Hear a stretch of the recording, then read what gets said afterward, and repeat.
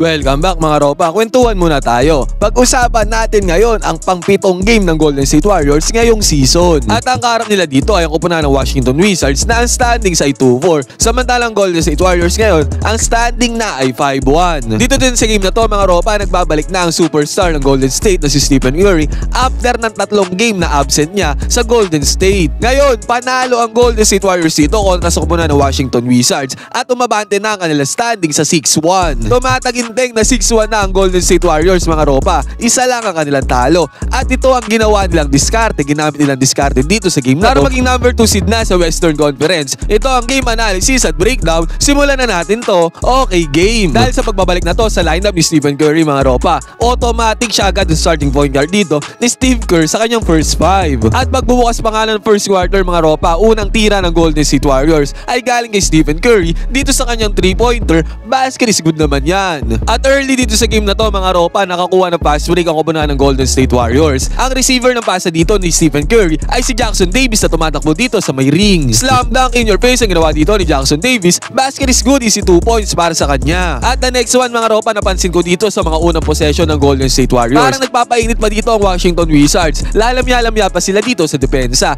Kaya ang nangyari dito sa play na to mga ropa, Draymond Green ang nagmando ng bola dito, nagset ng screen dito si Jackson Davis para sa kanya. Dito natin makikita yung importansya ng isang Draymond Green bilang isang effective na role player. At sabi ko nga medyo lalamya-lamya pa yung depensa dito ng Washington Wizards. Pick and roll ni Draymond Green at Jackson Davis. Perfectly executed. Madali lang nilang na-execute yan dahil nga sa lalamya-lamya yung depensa dito ng Washington Wizards. Ang tendency at outcome niyan, slam dunk na naman kay Jackson Davis. 4 points agad na itatala dito ni Jackson Davis. Easy 2 points, basket is good. Kaya maaga pa lang mga ropa, bante agad ang Golden State Warriors dito. 9-3 ang score. At 4-minute mark ng first quarter mga ropa, inilabas na si Stephen Curry dito at pinasok na si Brandon Podziemski. At the same time kasabayan niya dito si Buddy Hield at si Jonathan Kuminga dito sa lineup na to. Ngayon mga ropa, kaya ako binanggit to. Dito natin makikita na yung bench players ngayon ng Golden State Warriors ay malalim na yung kanilang depth. Ibig sabihin mga ropa, kahit balasahin pa yung first 5 na yan at ipasok yung mga bench players, is still effective pa rin ang lineup para kay Coach Steve Kerr. At ang isa pa sa napansin ko dito sa lineup na to mga ropa, pag pinapasok niya si Buddy Hield, si Kuminga,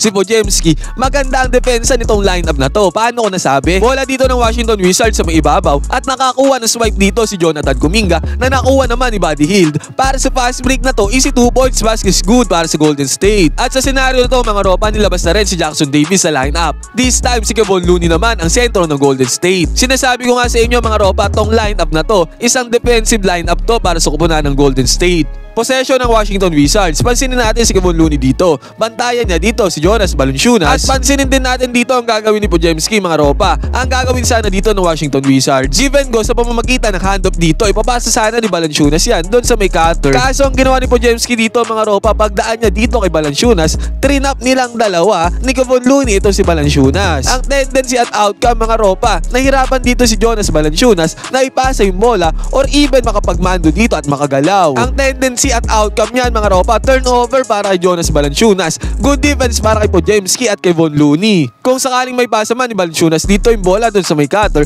meron pa din naman player dyan ng Golden State Warriors na close out dito sa cutter na to. Kaya good defense talaga dito ang nilalaro ng Golden State Warriors. At ito, isa pa, Kevon Looney pa ang bumabantay dito sa ibabaw. Inatake dyan yung depensa ni Kevon Looney. Pero still nakadikit dito si Kevon Looney, malagkit ang kanyang depensa at hindi siya naiwanan dyan. Ang outcome niyan mga ropa, fade away jumper ng Washington Wizards dito.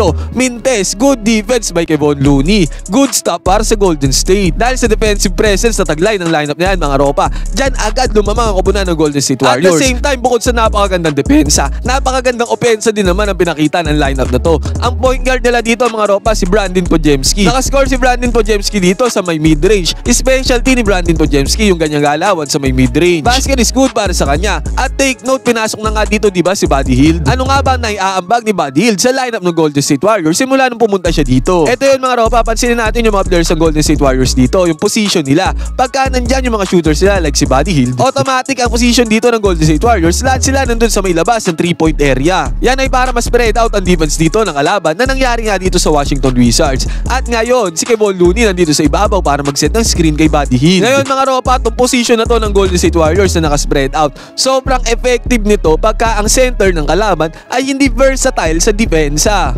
Katulad ni Jonas Valanciunas dito mga ropa, hindi niya kayang dumepend dito sa may ibabaw, kaya ang tendency nakadrop defense siya doon sa may paint. At yan ang gustong-gusto ng Golden State Warriors mga ropa. Pagka nagset na si Kevon Looney dito ng high screen sa may ibabaw, wala nang sasalo dito kay Buddy Hield na nangyari nga dito. Tingnan nyo si Jonas Valanciunas, hindi niya mako-close out dyan si Buddy Hield dahil nga nandun siya sa may paint, nakadrop defense siya. Favorite na favorite ng Golden State Warriors yung ganyan depensa ng kanilang kalaban mga ropa. Kaya ang tendency ginamit na ni Buddy Hield dito yung screen ni Kevon Looney.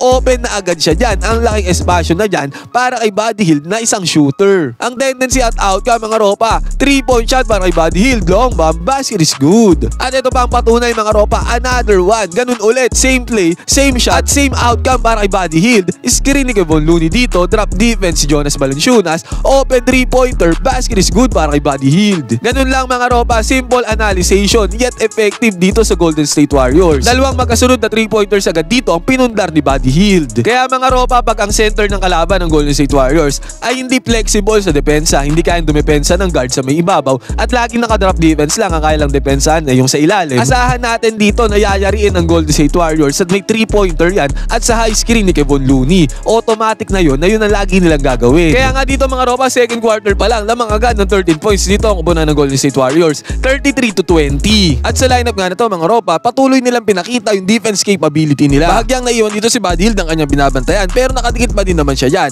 At ang close-out defense dito ni Kevon Looney, sobrang commendable. Kuwang-kuwa niya dito yung close-out sa umatake dito kay Buddy Hield. Kaya ang tendency niyan mga ropa, sarado ang tindahan dito para sa player na to. Kuha ng Golden State ang bola dyan. Good defense by Kevon Looney at Buddy Hield. At sa pagkakataon na to mga ropa, dito sa second quarter, nilabas na si Kevon Looney para magpahinga at pinasok naman dito si Kyle Anderson. At the same time, si Jonathan Kuminga nire-enforce rin dito ni Steve Kerr. At again mga ropa, dito depensa ulit ng Golden State Warriors. Dito binalasan na ulit yung players ha. Bahagyang naiwan dito si Kyle Anderson sa depensa, pero tignan natin yung close-out ni Jonathan Kuminga dito na kung saan pumesto talaga siya dito sa may paint para sabayan lang ang tira na to ng Washington Wizards. Nailang naman dyan ang player ng Washington Wizards, kaya pinasa niya yung bola dito, kick out dito sa may corner 3-pointer. Dahil sa depensa ni Jonathan Kuminga dito, nailang dito yung player ng Washington Wizards, medyo off tuloy yung kick out niya dyan ng bola. Ang tendency hindi yan nasalo dito at turnover ang kinalabasan. Dito sa second quarter mga ropa, ang higpit talaga ng depensa ng Golden State Warriors dito.